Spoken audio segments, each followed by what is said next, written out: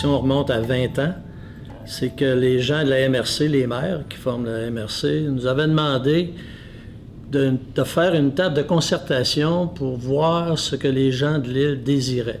On était à l'aube de l'an 2000. Et à partir de ça, un petit comité restreint, on s'était réunis. Et ce que nous avions décidé de faire, c'est d'inviter tous les organismes de l'île qu'on avait trouvés à l'époque. On était peut-être une trentaine ou 40 personnes, là, je dis ça de mémoire.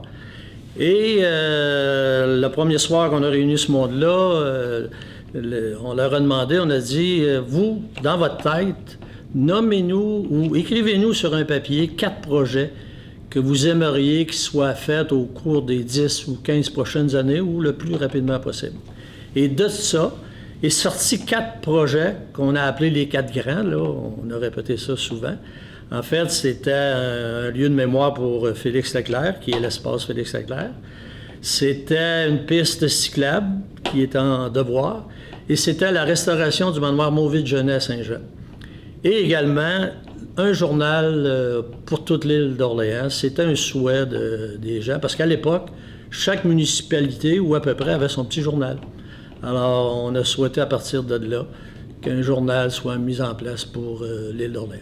L'idée, c'était de réunir ces forces vives-là qu'il y avait dans chaque municipalité, tous des bénévoles, tous et toutes des bénévoles, des gens très engagés, qui avaient le goût de travailler ensemble.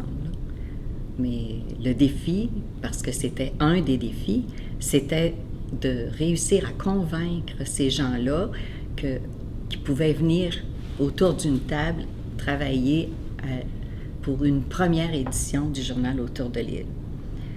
On a fini par convaincre, ça n'a pas été très, très difficile de convaincre les bénévoles, mais quand on est arrivé aux élus municipaux, ça a été un peu plus difficile.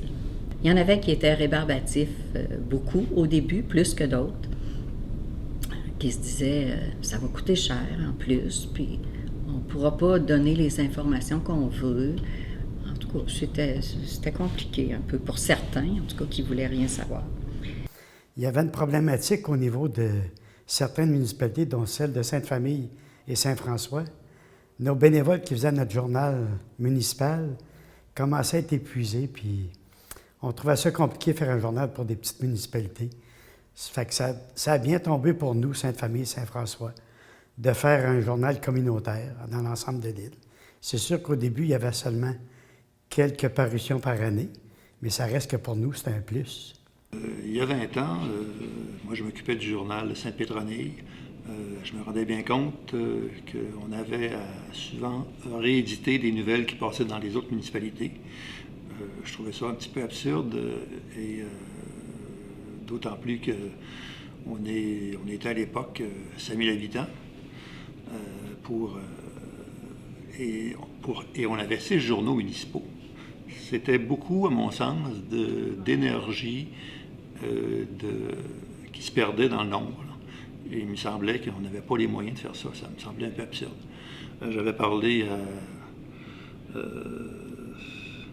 André Marchand à l'époque, qui avait la table de concertation. Je lui avais glissé un mot de mon intérêt à l'idée de partir un journal communautaire. Un bon jour, il m'a appelé et c'est là que j'ai rencontré Nicole Bédard, qui est parti le journal. Donc, Nicole a pris la présidence, on a rassemblé les gens des journaux municipaux et tranquillement, on est embarqué dans l'affaire.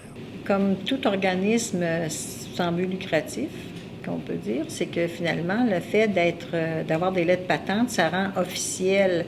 Les lettres patentes, c'est le document qui nous autorise, au fond, à fonctionner comme un organisme sans but lucratif. Et puis, avec ce document-là, on est reconnu officiellement pour que les municipalités puissent y mettre leurs avis publics. C'est une des obligations pour les municipalités que les avis publics soient dans un journal reconnu, là. Ça ne peut pas être sur une feuille de chou, là. C'est vraiment comme ça. Puis aussi, quand on fait un organisme puis qu'on a des vraies lettres patentes, ben on bénéficie aussi d'une crédibilité qui est reconnue aussi quand vient le temps de faire l'appel à des subventions ou des choses comme ça. C'est comme une espèce de contrôle gouvernemental, je dirais. À l'île d'Orléans, c'est quand même un milieu assez particulier en raison de tout l'aspect historique et patrimonial. Il y a des enjeux très, très importants et il fallait que les décisions soient des décisions collectives, je pense, en tout cas. Voilà. C'est un peu pour ça que je pense qu'on est passé à un journal communautaire.